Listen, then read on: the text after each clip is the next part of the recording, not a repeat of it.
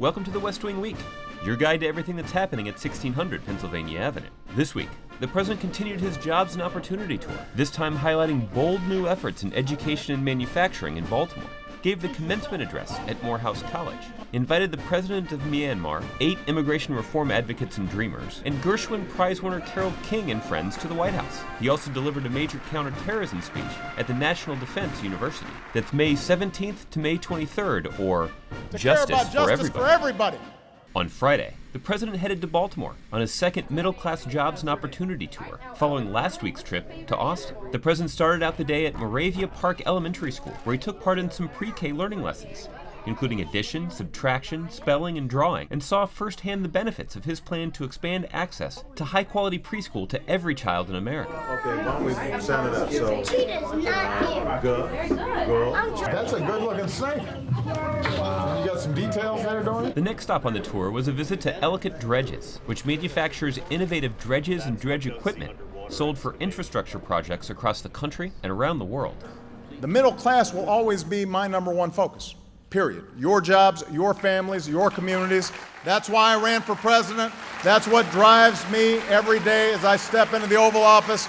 That's what I'm going to keep fighting for over the next 4 years. The president ended his trip with a visit to the Center for Urban Families, a nonprofit that works to strengthen urban communities by helping fathers and families achieve stability and economic success.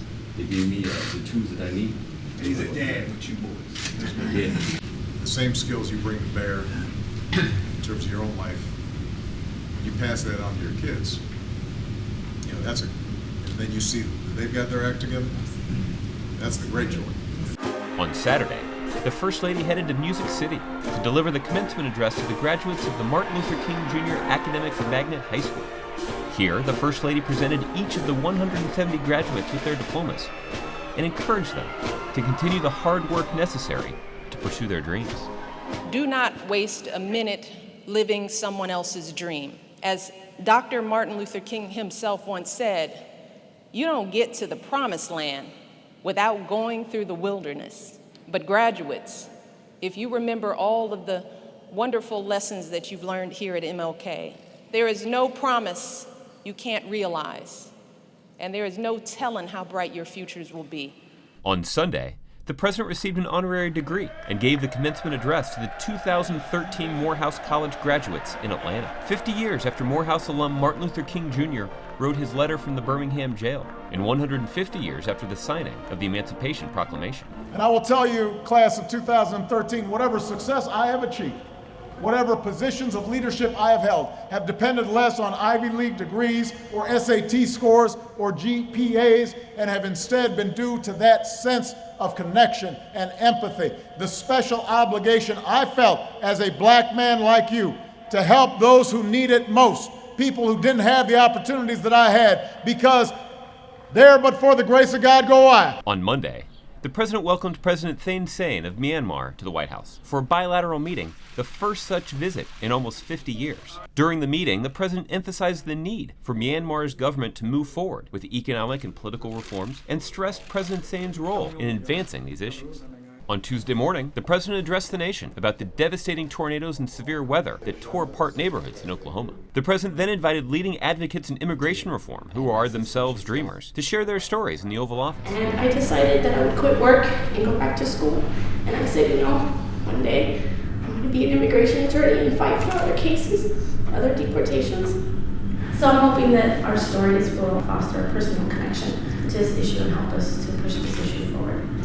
On Wednesday, as part of the In Performance at the White House series, 1600 Pennsylvania Avenue played host to a concert honoring singer-songwriter Carole King, who was the first woman to receive the highest award for popular song, the Library of Congress's Gershwin Prize.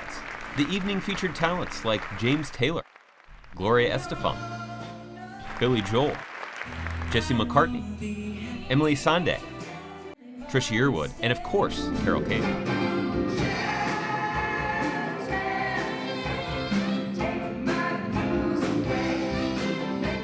On Thursday, the president traveled to the National Defense University at Fort McNair, where he spoke about the need to reorient our national security and counterterrorism policies to better confront the current threats that we face and to do so in a way that reflects our country's core values. Victory will be measured in parents taking their kids to school, immigrants coming to our shores, a veteran starting a business, a bustling city street, a citizen shouting your concerns at a president. To find out more information on any of these topics or to see complete videos of these events, go to whitehouse.gov. And thanks again for checking out your West Wing Week